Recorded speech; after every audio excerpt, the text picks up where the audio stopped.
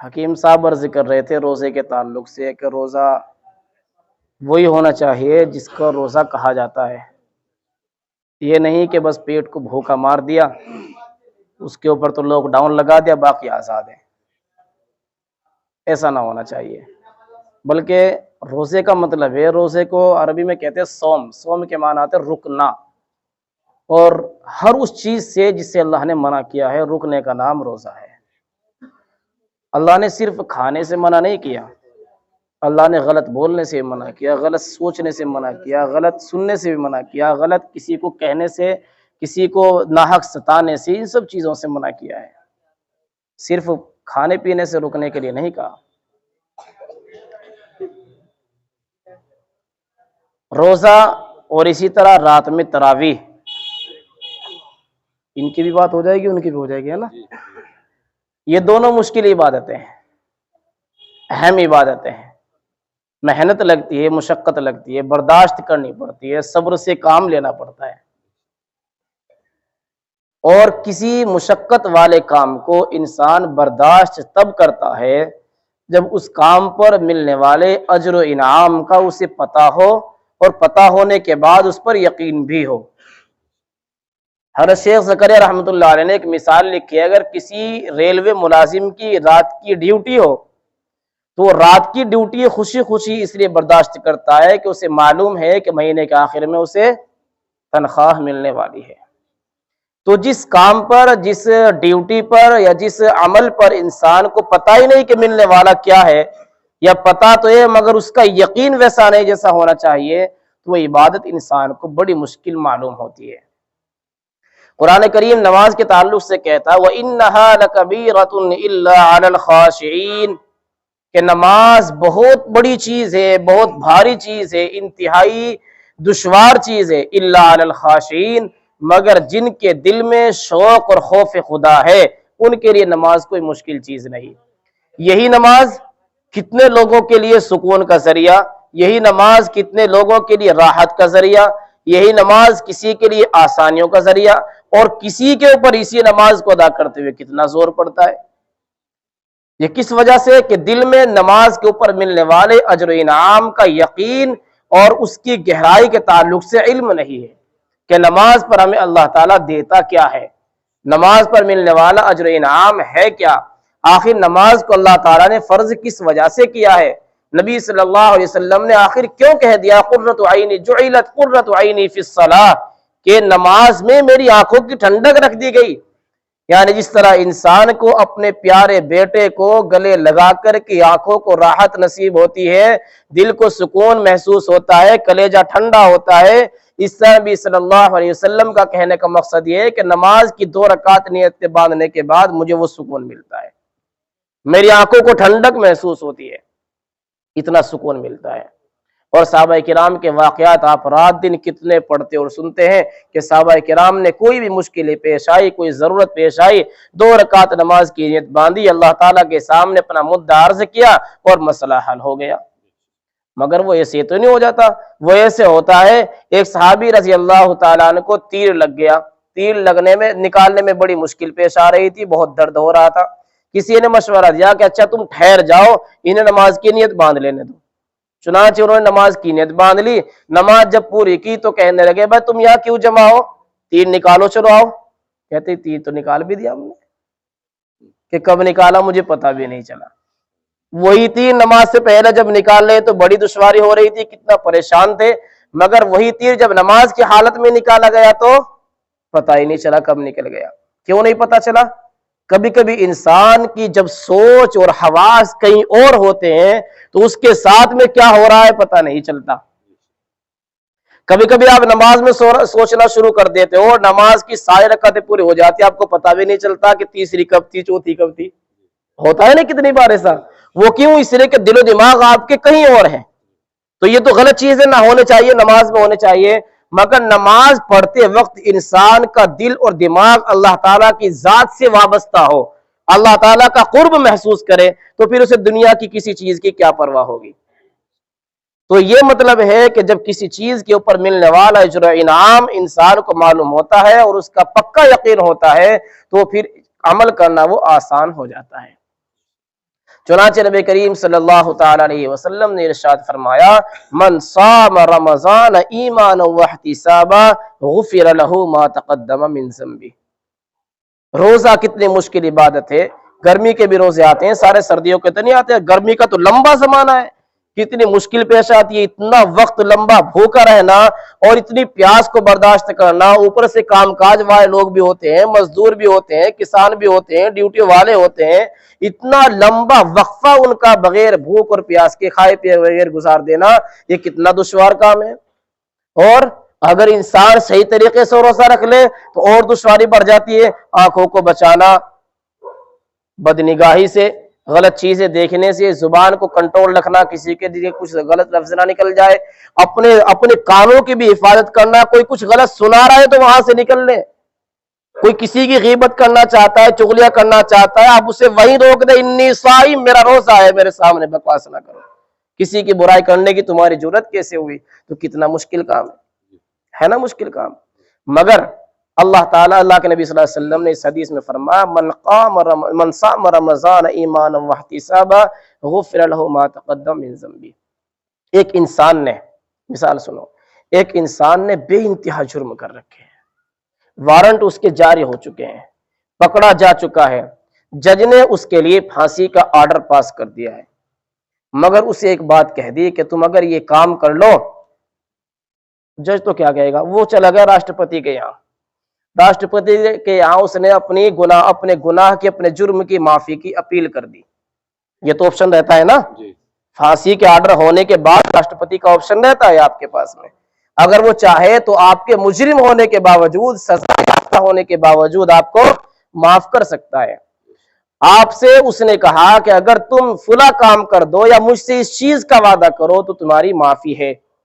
اب یہ بتائیے اس آدمی کو وہ کام کرنا، چاہے جتنی مشکل اس نے شرط لگا دی ہو، کتنا آسان ہو جائے گا، کیونکہ اس کے ساری زندگی کے جرم ختم ہو رہے ہیں، اس کی پھانسی کی سزا ختم ہو رہی ہے۔ اب ہم میں سے کون ایسا شخص ہے جو رات دن اللہ کی نافرمانی نہیں کرتا؟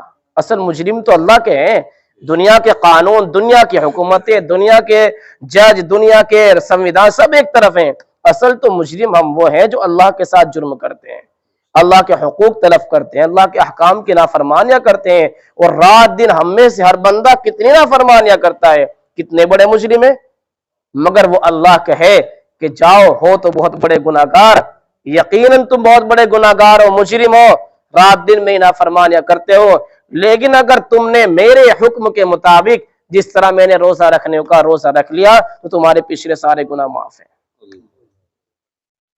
من صام رمضان ایمانا واحتسابا، جس نے ایمان کے ساتھ، ایمان ہونا چاہیے، اس کا مطلب یہ ہو کہ غیر ایمان کے ساتھ میں روزہ قبول نہیں، وہ صرف بھوکا رہنا ہے، روزہ نہیں۔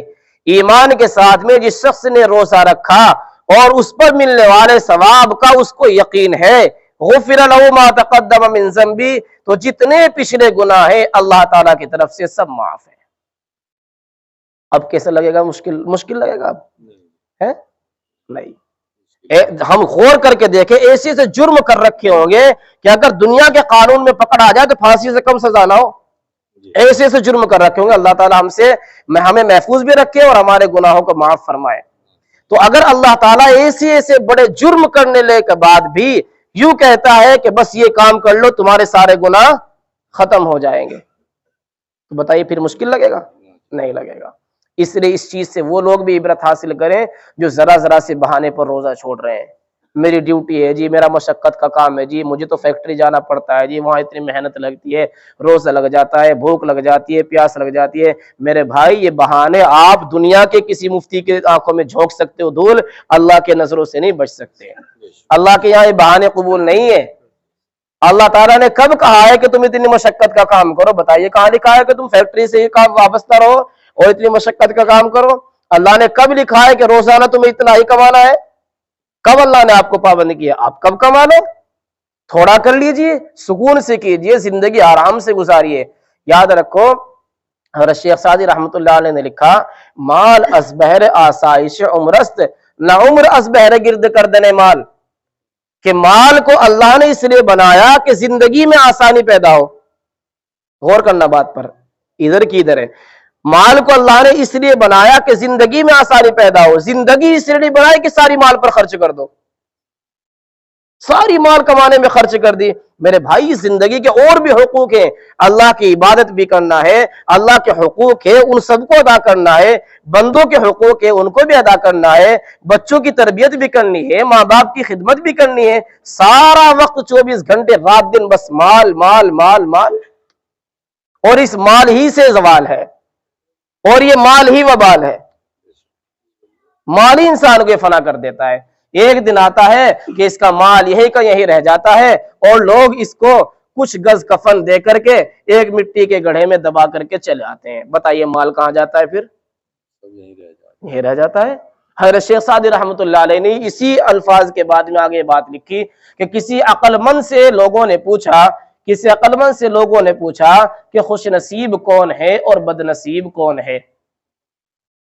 تو اس عقل مند نے جواب دیا، اس دانا نے جواب دیا کہ خوش نصیب انسان وہ ہے کہ جس نے اپنے مال سے، اپنی دولت سے کھایا اور اللہ کے راستے میں خرچ کیا۔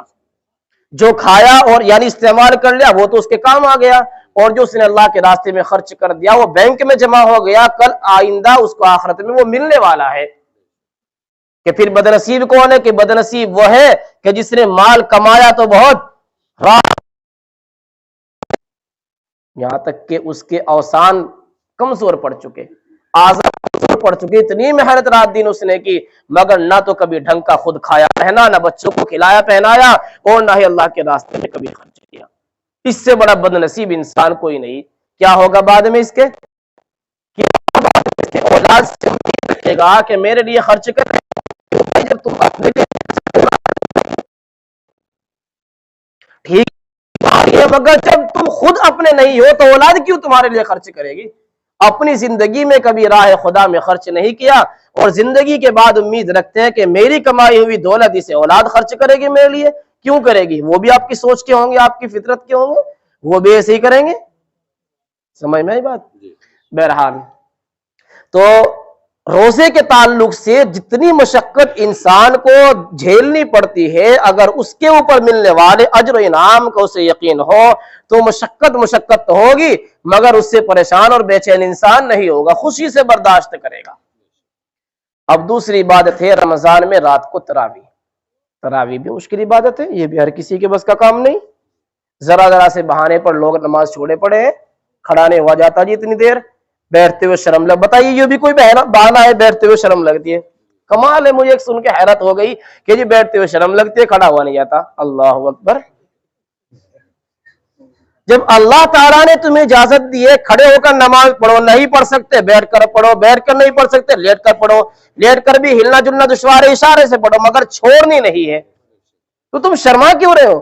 اچھا اللہ کے احکام پوری کرنے میں تو شرم لگتی ہے، اور اگر ابھی آپ کو کہا جائے کہ فلاں جگہ جو مال پڑا ہوا ہے اٹھا کر لے آؤ، اب کہے گا بھائی کرا تو نہیں جاتا لیکن کرنا تو پڑے گا ہی، کرنا تو پڑے گا ہی۔